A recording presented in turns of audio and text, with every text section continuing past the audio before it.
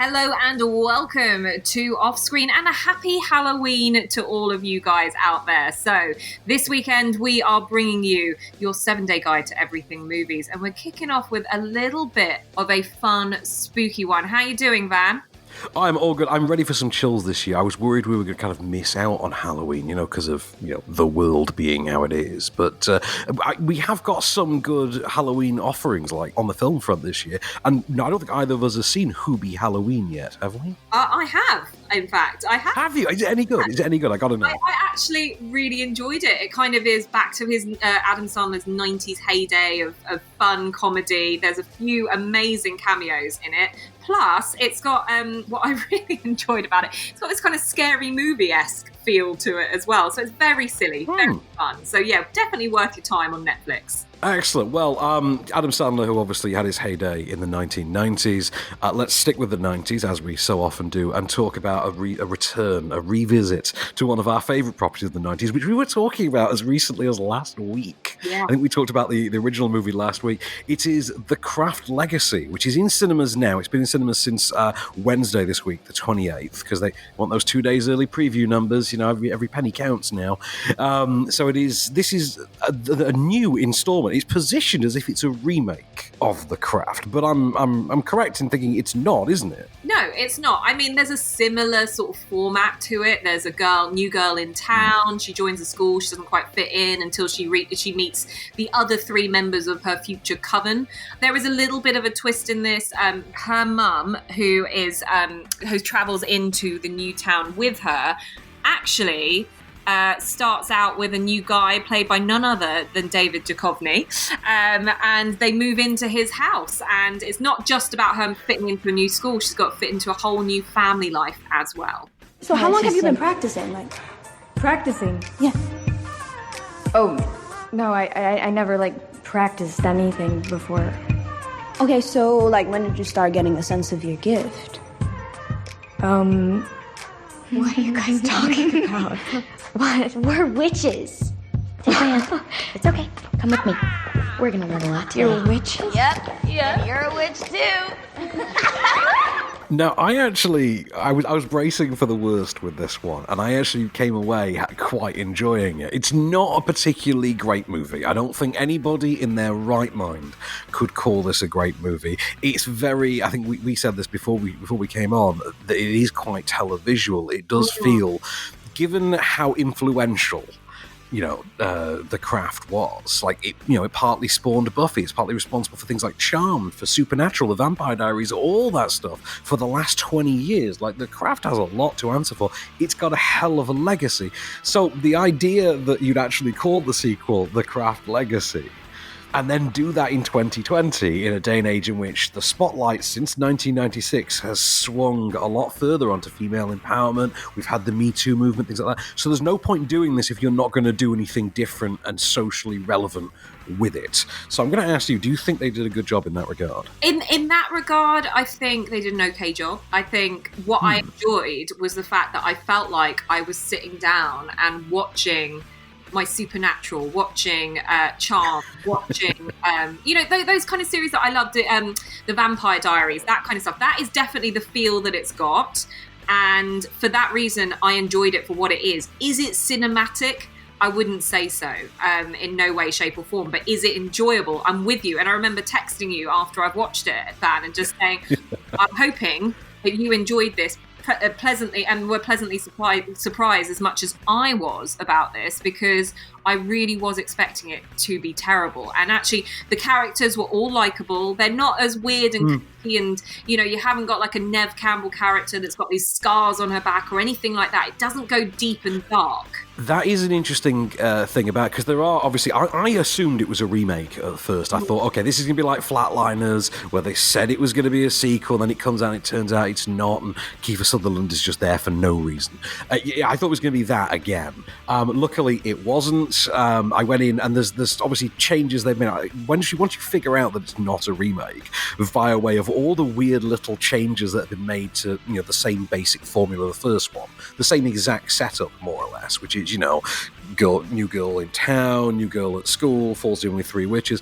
But one of the big differences they've made is by not having the coven themselves be distinct, larger-than-life character dramas. Like, they don't have their own self-contained arcs. There's no individual storylines relevant to any member of the Coven who isn't our main lead character, who in this case is Kaylee Speeney from Pacific Rim Uprising, which was absolutely forgettable, so, understandable if you don't know who she is, but she's the only one of the four given a sort of story arc in this one, whereas in the previous iteration, you had Nev Campbell, for instance, who had the beauty scars, you had one who was dealing with abusive father issues. You had one who was dealing with the racial abuse issues and bullying. Yeah. This time around, that's absent from the Coven. They are not out-and-out Faustian villains, I don't think. They're more of an ensemble as a team. And, you've got some really good characters in there, but it doesn't overwhelm you. It feels like a really solid teen drama that comes out of this, and I think that works really well. The only criticism that I've got, my expectations were low anyway, so this kind of is like a middle of the road kind of movie.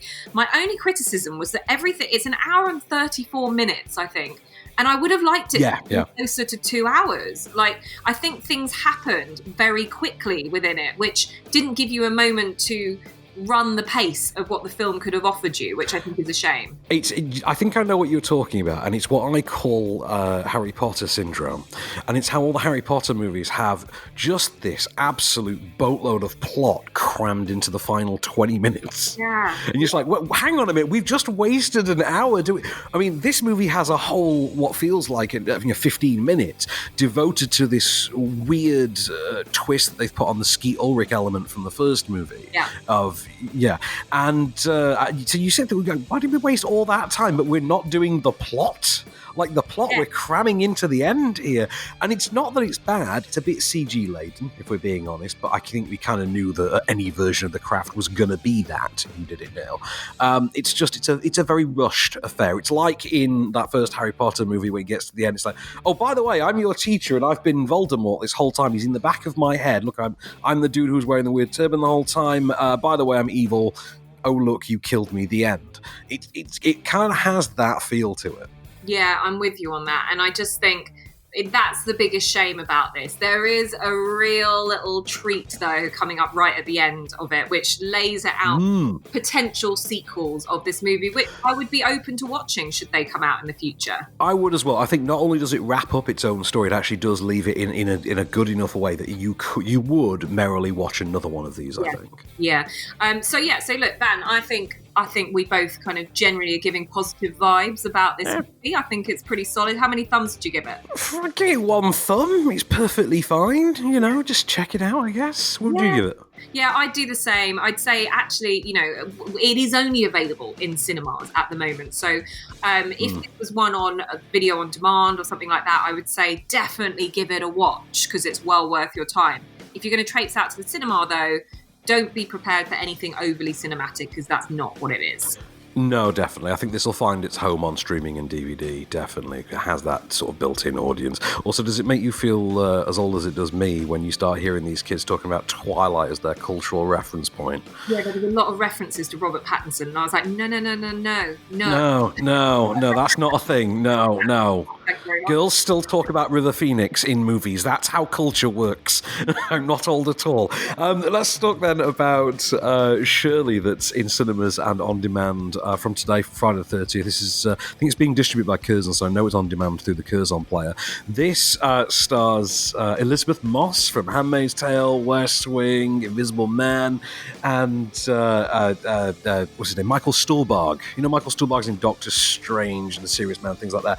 This is an adaptation of a novel by Susan Scarf Morell. It is basically what you would get if you did sort of a wacky South by Southwest take on like Stoker or Dangerous Liaisons or something like that, and then you played it ironically and involved an actual historical figure. So Elizabeth Moss is Shirley Jackson, the author who wrote Haunting of Hill House.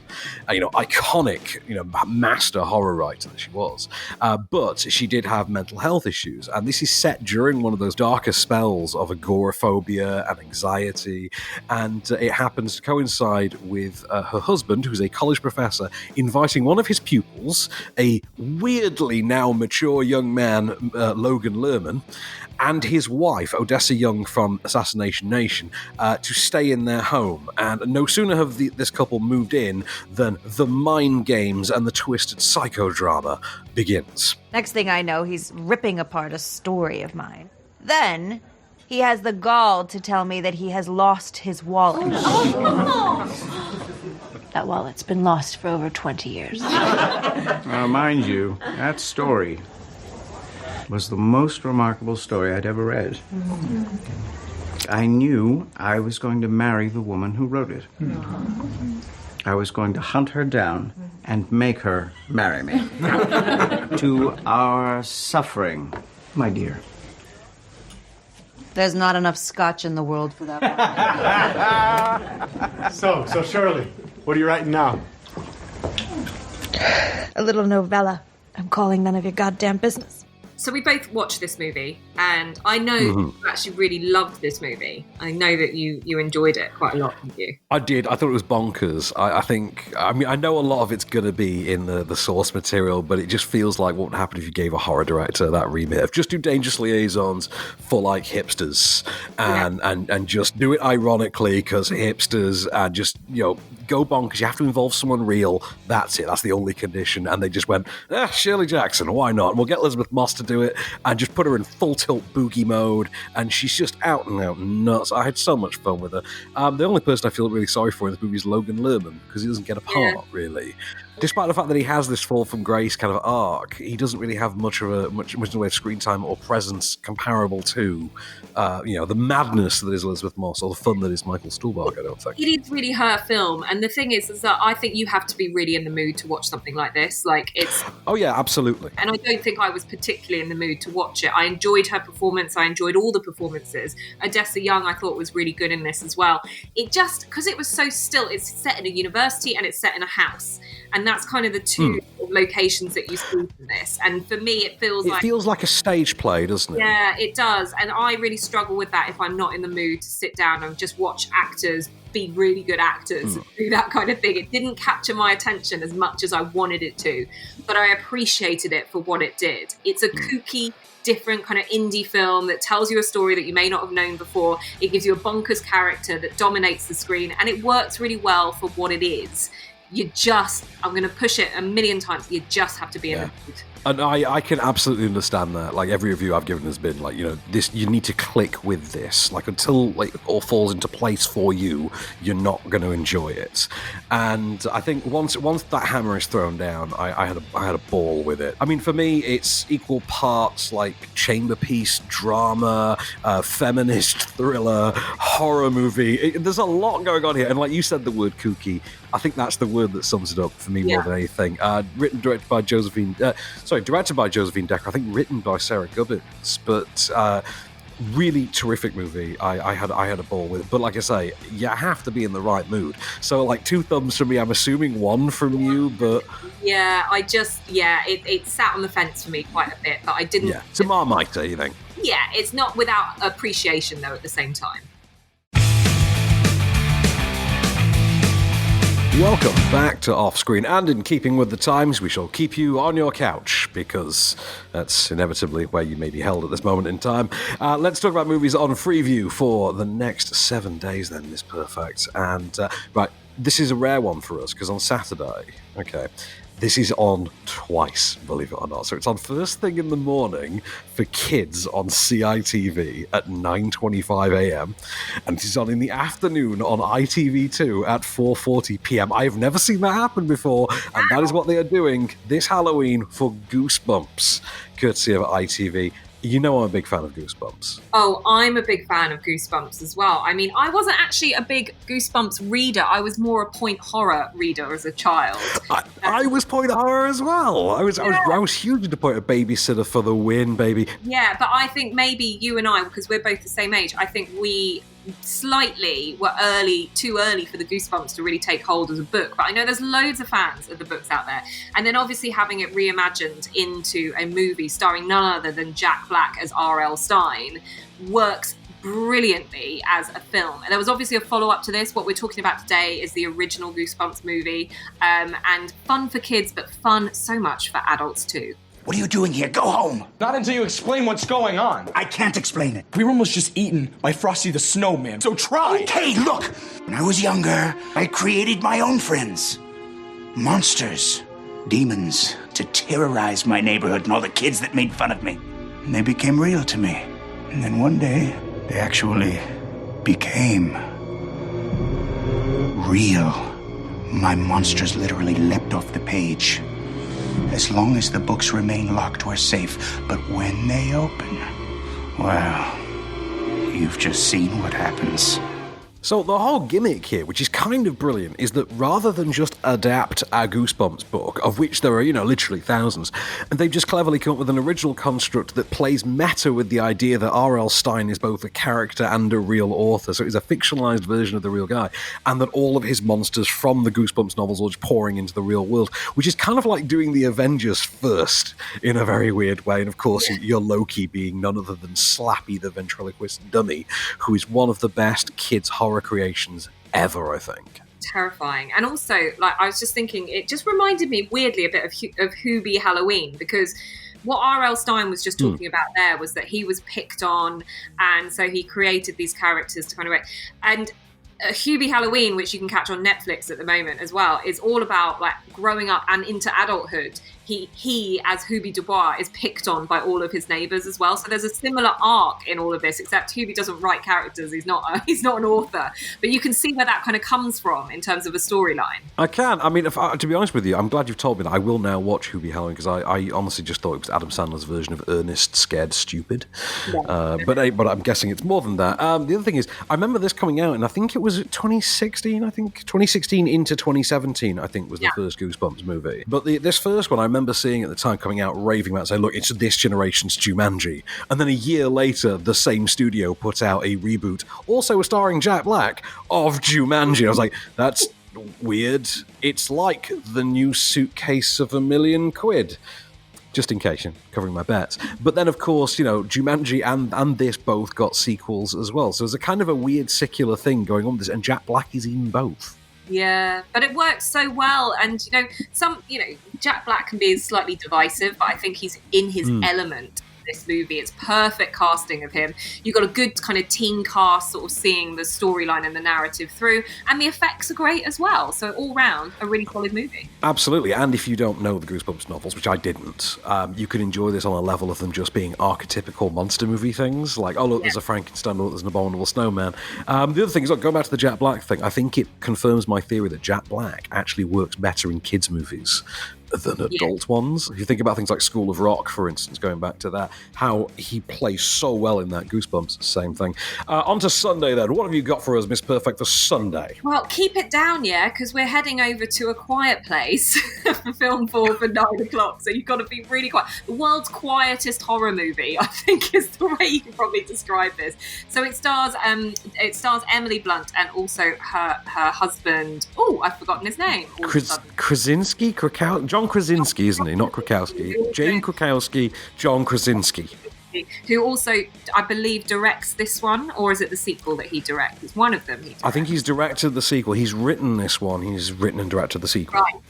But listen, it's a really solid movie about a family so there's sort of like there's like an invasion of something, some sort of alien-style creatures, which are perceptive to sound. So the quieter you are, the safer you are, which makes for a very, very silent movie. Hence why we don't have a clip. We don't have a clip because there's so little dialogue.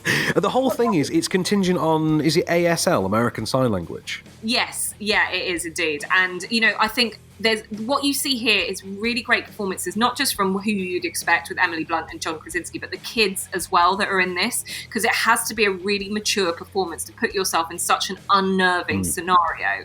And there are tension hooks in this movie that just keep you on the edge of your seat as to what's going to happen next. It continually surprises you. You don't know how long in like 2 hours it's going to keep you entertained, but by goodness, it really does. And there are some harrowing moments in there. There's some really clever thought out pieces in this movie as well about how they kind of try to live their life and build around their home to make sure that they are continually being quiet, because you are not safe day or night in this movie. Oh, no, you are not. The other thing is, this is one of the best cinematic experiences I've ever had in my life. Talk about a quiet audience. That was incredible. Like, not even a single popcorn crunch in that theatre. It was great. Wow. I didn't catch it in the cinema, but I watched it at home. But I think it's equally as enjoyable at home. So if you are watching it, film for 9 o'clock on Sunday, it will work perfectly for you. Two things on A Quiet Place. I mean, other than we should have had the sequel 6 months ago now.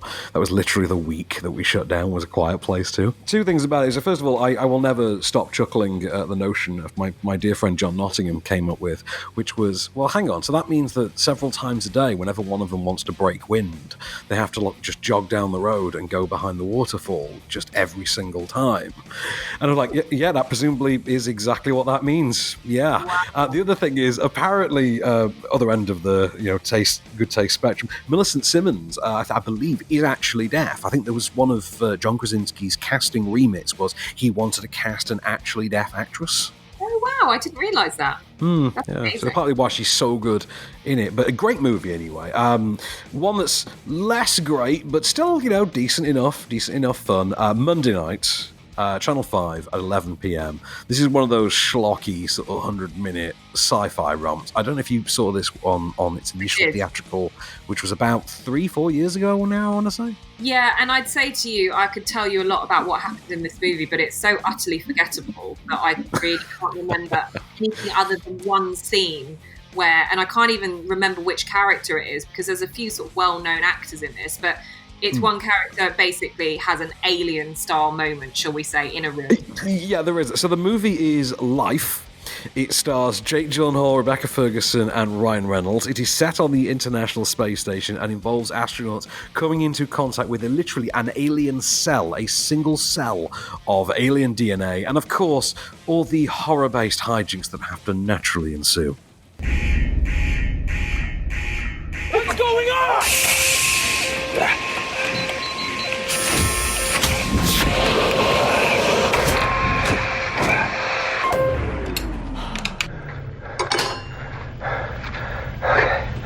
Miranda? Nothing in that lab can malfunction. It's on me. Yeah, it's on you. I know at least 5 guys back home who can do my job. Nobody can do yours except you. We don't know what it is. And you're in there and you're playing around with it like it's your buddy. I'm your buddy. This will never be a controlled experiment. So let's all agree we made our first and last mistake. Can Ryan Reynolds just stick to being Deadpool, and funny characters? I don't like him when he tries to be serious. It doesn't really work for me. You know what's so weird? You are far from the only person to say that about Ryan Reynolds. It seems to be his most common criticism. Yeah, I mean, I'm just expecting an expletive or wisecrack or something to come out of his mouth. He's probably pigeonholed himself and will never go for an Oscar as a result of that. But hey, I'm happy with Deadpool. I'm happy with knowing who he is as a comedic actor. Just leave it at that, yeah? Hey, always remember, Robin Williams was a sitcom actor for years and years before venturing into feature comedies, before then going into acclaimed dramatic work. So, Ryan Reynolds could still have time to become our next Robin Williams. The thing I remember about Life was it was shrouded in secrecy upon its release. This actually is written by Rhys Vernick, I think, who worked on the Deadpool script. And so the idea of the writers of Deadpool and the star of Deadpool doing this as the follow-up project to Deadpool was obviously very enticing to the studio. I can't remember who it was. I think it might have been Sony that distributed Life. Yeah, and because it was Sony, and because it was shrouded in secrecy, and because it involved this goo-like alien creature, there was a lot of speculation around the time that it was actually Sony doing a stealth prequel to the then in production Venom movie. Something that, obviously isn't the case, although would be intriguing if there was still this actually did then get followed up Glass style in Venom be Carnage or whatever it is, Venom Let There Be Carnage or Carnage There Be or something like that. I have to say though, what a flop that kind of marketing, like whatever rumor that was, because this is quite an underwhelming film for what it is. Like, but that's the thing, it got it so much coverage that it otherwise wouldn't have deserved. I mean, it's a pretty forgettable go around the alien track, isn't it? Yeah, and it's almost too similar that you kind of go, why don't I just go back and watch the great original Alien and just watch that for all its brilliance? So, look, yeah, but that's like, why don't I watch Hitchcock's Rebecca? Why wouldn't I just watch, the Netflix, the new sexier Netflix one? It's all about sometimes you want the modern gloss with half as much substance. Sometimes you want the old school original. Yeah, some people like a bit of trash every now and again. Well, trash they've got on Channel 5 at 11 p.m. on Monday night. Off screen, keeping your cinema trashy. And now it's time for a part of the show we like to call Off Screen Pays the Bills. Hey, Becks. Oh, hey, Van. How's things been going? Well, with all this lockdown and it doesn't seem to be lifting anytime soon, I'm getting a little bit bored of all of the small talk I'm having to have with my hubby. As it happens, you are in luck, thanks to our sponsors this week, the good folks over at bestself.co. So what they've done is they've created this deck, almost like a card game kind of thing. It's a deck of 150 conversation prompts that will fit your occasion. They will help you elevate your conversation skills and apparently spark deeper and more meaningful conversations. But you already married the man, so I imagine deep and meaningful. Yeah, but I've got to make sure there's not a divorce on the card, so that sounds like the perfect thing. Excellent point. So this covers the whole spread. So apparently the new Deeper Talk deck is divided into 6 categories. So you get courage, beliefs, life lessons, self-awareness, dreams, and exposure. And each one of these prompts is designed to help you basically just level up your conversation and dig a little deeper, as it were, strengthen your connections and empower you with to get to know Tom in a whole different way. Well, sounds like just what we need, particularly with another weekend of doing nothing ahead of us. So sounds perfect. Gone are the days of asking, what's new with you, like you and I do, or saying, how's the weather? And as a special offer for our listeners, you get 20% off the Best Self Deeper Talk deck by using the coupon code OFFSCREEN. So for 20% off the Deeper Talk deck, visit bestself.co and use the coupon code OFFSCREEN.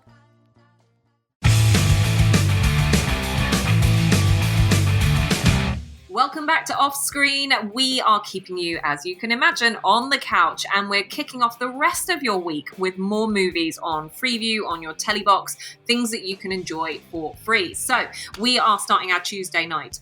Well, I say starting, it is quite late. On the Horror Channel, 10:45 p.m, we have for you The Disappearance of Alice Creed, a film that I know both myself and Van actually really enjoyed when it came out. Big fan of this one. So this was the 2009 movie from Jay Blakeson, whose name I don't really know, other than Jay Blakeson also directed The Fifth Wave for Sony in 2016. Remember the Chloe Moretz YA sci-fi alien invasion movie? Remember that one? Yes, I do. I do vaguely remember that. That's a long time. Did you say 2005? No, that was 2016. Feels like it was in 2005, but that one was from 2016. Disappearance of Alice Creed, though, what we're talking about now, this is from 2009. So this stars Gemma Arterton, who at that point is at the height of her sort of Tamara Drew fame. Also stars Eddie Marsan and Martin Constant as 2 ex-convicts who basically conspire to abduct this rich guy's daughter, played by Gemma Arterton in full Essex Girl velour tracksuit mode. Basically strap her to a bed and play psychological mind games between the 3 of them as, the cracks between them basically start to allow things to seep through. I said I'm not hungry. That's what I told you, I'm not hungry. You haven't eaten for 9 hours, you've been doing physical work and you're still not hungry. No. What? If you're not hungry, it means that something's not right. It means you're thinking too much about whether we've done everything right or whether we've made a mistake along the way that will get us caught and get us 20 years in jail. Or maybe you're thinking about whether we have to rough up that girl or perhaps even kill her. Gemma Arterton, around this time, made some really clever choices within her movies to kind of cement her as an all-round, go-to actress. I don't know where she's been of late. She's not done as much as, she's never quite hit the heights of A-lister. Here in the UK, she's done really well, but she's a known name, but she's not that Hollywood A-lister that you would have expected her to kind of get to. Didn't she marry some lord or something? Like, I think she married some like tycoon or lord or something, and then now she seems to be like a perfume model and charity activist. That seems to be her thing, which okay, that's a choice. I think she married some sort of Viscount back in the 2010s. They got divorced, I think, and she's with someone now. But look, around the timing that I'm talking about, around that time, you mentioned Tamara Drew. She then did St. Trinians. She did Prince of Persia, like the big Hollywood one with Jake Gyllenhaal. Yeah. Nothing quite came of them, though, did they? Yeah. No, nothing quite came of them. And then she was like, do you know what? I'm going to look for some really good sort of indie, different movies to really show what I can do. And this is a great example of that. So I think you'll really enjoy her performance in this. You'll really enjoy the kind of Britishness of this movie as well. And overall, as a solid watch, for a Tuesday night, you can't go wrong with The Disappearance of Alice Creed. Oh, exactly. And despite the fact that it is ultimately a kidnapping drama, there is a reason it's on the horror channel, which is, it does have all the trappings of an actual psychological horror film. More an out-and-out horror film now on Wednesday on Film 4 at 10:45 p.m. I'm sure you remember the release of this one because this was one of the most anticipated film adaptations ever. And it just opened to, let's just say, diminished expectations because the production was apparently a complete disaster. It is World War Z, I think it was 2013 Brad Pitt vehicle adaptation of Max Brooks' book of the same name. The book is like a series of journal entries from different disconnected characters, whereas the movie follows one character who's like Jerry Lane, who's like a UN virologist or like crisis management guy who basically is dispatched to try and find out how the zombie apocalypse has broken out. And we've got a clip of him meeting Peter Capaldi, who in this movie, a year before he gets cast as Doctor Who, plays a character brilliantly titled Who Doctor. You okay? His family has been sent to a refugee camp in Nova Scotia. I'm sure they'll be safe. All right. Terry told you who I am, what I used to do, right? Yeah. And trust me when I tell you they're not safe. I understand how you feel. Do you? Yes. Yes. You have family? No. No. Then you couldn't possibly understand, could you? I lost my son and wife in Rome. Rather, I lost my son to something that had once been my wife. Well, we have all lost someone, Mr. Lang. I love this movie. Same. Yeah, it's so watchable. And actually, given the world that we live in at the moment and how quickly, I suppose, the R number is and all that kind of stuff and how quickly things can multiply, it's not that far off from the multiplication of zombies in this movie. One of the most impressive visuals that sticks with you as part of this movie is I think it's Egypt or Jerusalem or somewhere, where they're climbing up a wall. Israel, sorry, yeah. And you see this pile of zombies just go on top of each other to get at the top of the wall. It sends you shivers down your spine. It's very, very well done for something that is overly CGI'd. But it works. It really works. And Brad Pitt is great in this as well. Absolutely. It's a fascinatingly good movie for the disaster we were all braced for. And incidentally, if you ever want to hear something truly messed up, just go and look up what World War Z played like before they decided to scrap the second half of it and do it again. Because they actually filmed an entire other second half to World War Z, and it was a very, very different, much more disturbing film, and does explain why certain actors are cast in World War Z for what appears to be just like one offhand line of dialogue. It's bizarre. And I'm thinking specifically of Matthew Fox from Lost, who appears in this movie very, very briefly, and it doesn't make any sense as to why. Look that up. Honestly, it's fascinating. But we've got to move on to Thursday night, Film 4, 10:50. This is sticking with the darker horror edge theme. Bone Tomahawk, S. Craig Zala's sort of thundering debut from 2016, I want to say, also with Matthew Fox, funnily enough. This one with Kurt Russell in the lead and Patrick Wilson as well, and Richard Jenkins. They are a posse that is formed. It's like the sheriff and a couple of the town townspeople to go off and try and recover the abducted wife of the town doctor in the Old West. The wife having been abducted by native savages, as it were. But of course, nothing's ever quite as simple as it appears, as evidenced by Richard Jenkins being there. And, I'll play the clip for you. I don't want to spoil it for you. I will say that it does borrow horror-themed tropes, though. Hey! You watch how you speak to the law. Sheriff especially. You aren't captain. No. I'm the most intelligent man here, and I intend to keep us alive. Oh, you're the most intelligent man here. Is that a fact? It is. Sheriff Hunt has a wife. So does Mr. O'Dwyer. And you're a widower. Yeah. What does that got to do with anything? Smart men don't get married. It's a very pithy, very witty movie with a very, very dark heart. S. Craig Zahler, who would go on, of course, to make Brawl in Cell Block 99 and Dragged Across Concrete. Dragged Across Concrete. Why can I never say that in one go? Dragged Across Kronk is a whole different movie. Dragged Across Kronk. Yeah, it's a very, very different Emperor's New Groove sequel. Do check this out. Don't look into it. Don't look up what the big reveal is with it. Just watch the movie, and when it throws the hammer down, when it gives you its true face, you will remember and thank me for the recommendation. On to Friday night, though, to round out the week. Again and again and again, I will watch this movie so many times. It is Sony Movies, 9 p.m. Edge of Tomorrow with Tom Cruise and Emily Blunt. How much do you love this one? Yeah, I think I do. This is like it's like a Groundhog Day movie, isn't it? Yeah. Yeah, this is the alien invasion Starship Troopers does Groundhog Day thing. Yeah, I think I've seen this once, and I was like, because I think this came out similar time to something that I love, which was Looper. Yes, yeah, similar time. Similar time, and for me, I was so obsessed with Looper that nothing else really compared. And I didn't really want to be watching big blockbuster sci-fi movies at the time because Looper literally blew my mind. So I have seen it once. I suppose you know what you're going to get from Tom Cruise in this. He's good in it. Emily Blunt, she holds her own. Fantastic. Rinse, repeat is what you're seeing on this.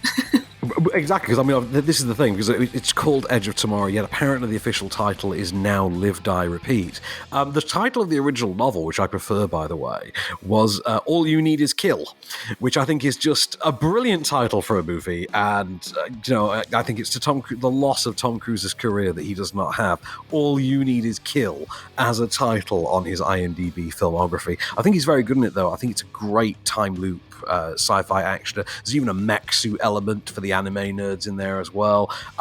Big fun. I had a great time with it. I think it's a good breezy but still somewhat substantial actioner for a Friday night. So Sony Movies, 9 p.m. Edge of Tomorrow.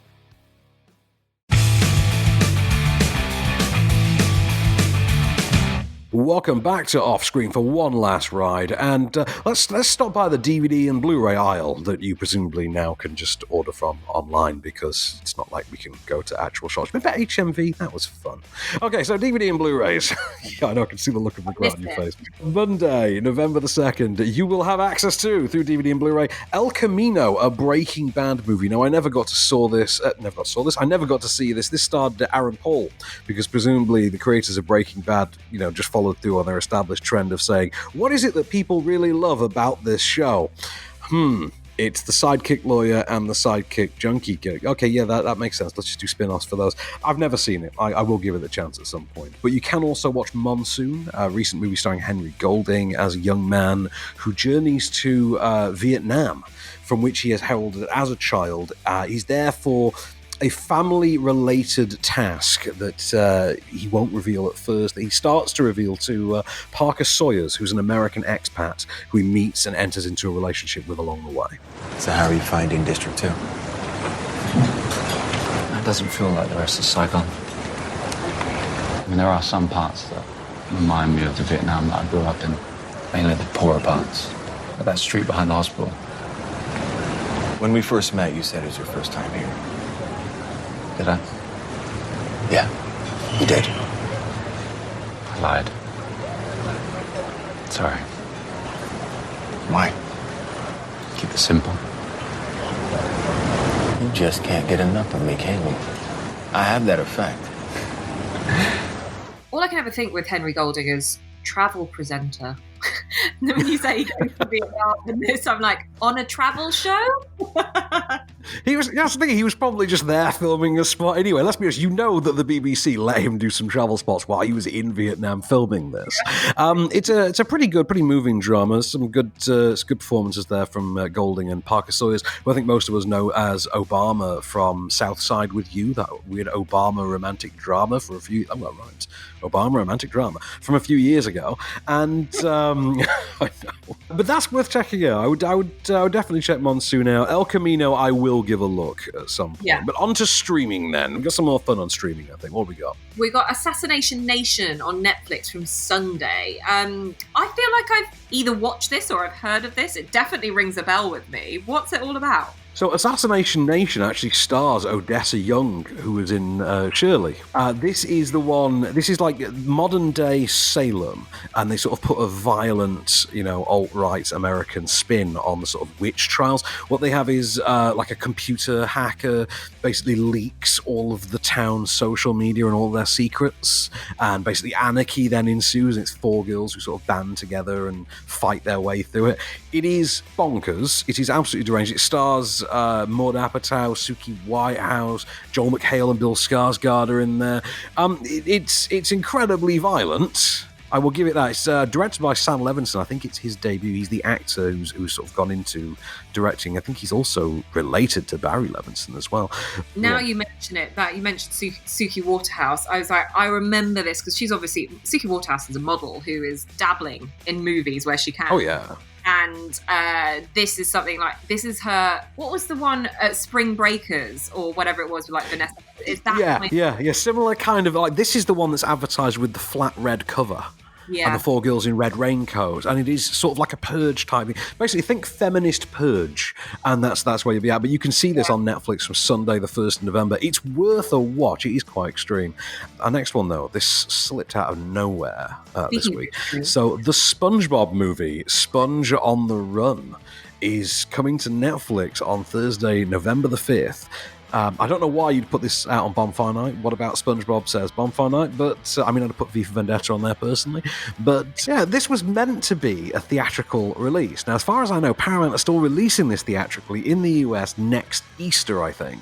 It's been released in Canada in cinemas, and for some reason in the UK, it got moved from a theatrical release in March to this next month on Netflix, so okay.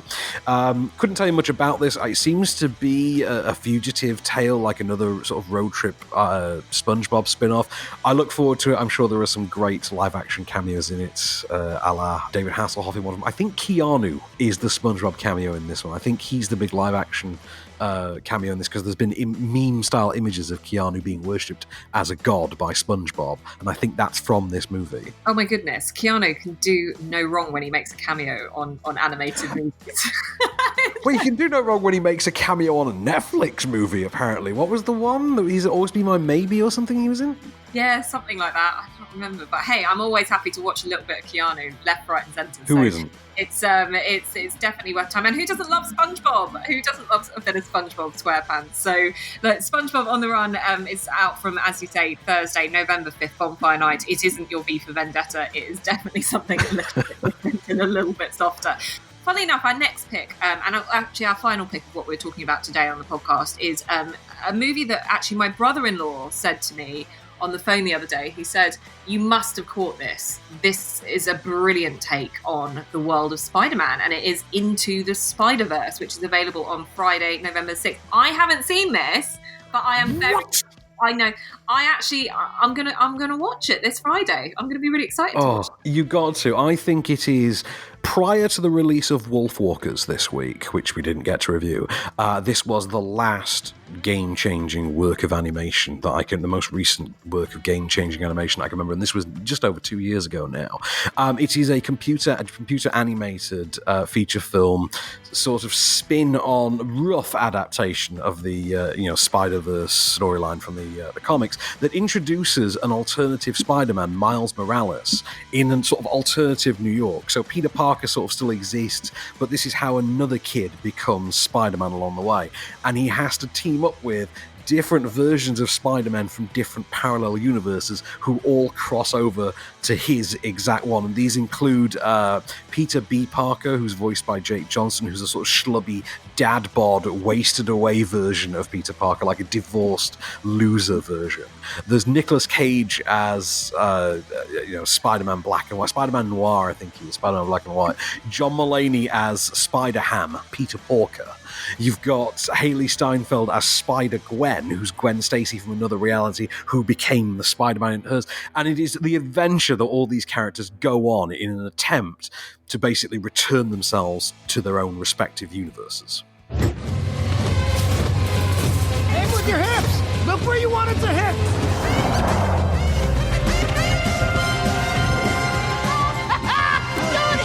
Double tap to release and whip it out again. Okay. Whip and release. And whip, release. Whip and release. You're an natural. Whip, release. Feel the rhythm? Good, Miles. I gotta say, you're amazing, man. We're a little team. Me as the teacher who could still do it. You as the student who can do it just not as good. I'm proud of us. Is there something you want to say to me? It is so much fun, it is moving, it is harrowing, and as that clip aptly demonstrates, I was exactly 35 years old before I finally learned how does Spider-Man release the web, and it's, he double taps. Okay, that makes complete sense now that you mention it. Oh, does it? Yeah, so it's the whip, which is the two middle fingers down, thumb on top, other two stretched out. There's the whip and then release, which is, so it's the whip and then double tap. That's it. It doesn't make any sense in audio form, but that is finally the explanation as to how Spider-Man's web shooters supposedly work. I have now nerded out thoroughly. I promise you I have touched a boob at some point in my life. Anyway, Into the Spider-Verse, which will make you whoop, cheer, and cry in equal measure. It's also got one of my favourite moments from any movie ever, which is #Leap of Faith moment, on Netflix from Friday, November the 6th. You've got to watch it, Becks. It's so good. I've heard such good things. I just didn't get around to it first time around, so I'm definitely up for this on Friday, November the 6th. I thought you had watched this ahead of Oscar night, not this last one, but the one before, because this won Best Animated Feature, didn't it? It did, and do you know what? I remember that year I was at a bit of a scramble to make sure that I'd seen all the big participants for it that I had to kind of prioritise. So I did miss out on it, but I remember us in the Talk Radio studios whooping when this picked up Best Animated, and then me sort of going, yay! And not really know why I'm saying yay, but I'm sure it was a good thing. Well, hopefully everyone who has not seen it will now get the chance to on Netflix. It's so worth it. It's such a great movie. Don't be put off by the fact that it's an animated movie. Even if you're into animation as well, don't be put off by the style of animation, because the style of it is very specific. It serves a function. It's a very, very clever movie, and it's just an absolutely brilliant one to boot. So, Into the Spider-Verse. Spider-Man Into the Spider-Verse. Can't recommend that highly enough. I think that's the perfect film to round off a week's discussion with as well. Yeah, definitely ends on a high there with you. So you've got a full week of so many good things, particularly seeing that it is Halloween weekend. You've got something that will definitely keep you and also the kids with goosebumps absolutely on the edge of your seat with scares. Obviously also out at the moment is The Witches remake as well, which we haven't really touched upon. Of course. But, for me, I'm going to say one thing, which is just stick to the original. I also saw Relic, which is a new movie opening this week, which stars Emily Mortimer and Bella Heathcote. They're like a mum and daughter in Australia who go home to Grandma's house when Grandma goes missing, and the house is all rotting and things. Really great movie. Do check that one out if you can as well. I think that one's in cinemas and on demand from today as well. Well, there we go. So you have got everything sorted once and every week for your 7-day guide to everything you can need to possibly enjoy your movies even more. So we're going to round it off for this and wish you a very happy Halloween. My name is Becks Perfect, and with me is the wonderful, the only Mr. Van Connor, and we shall return.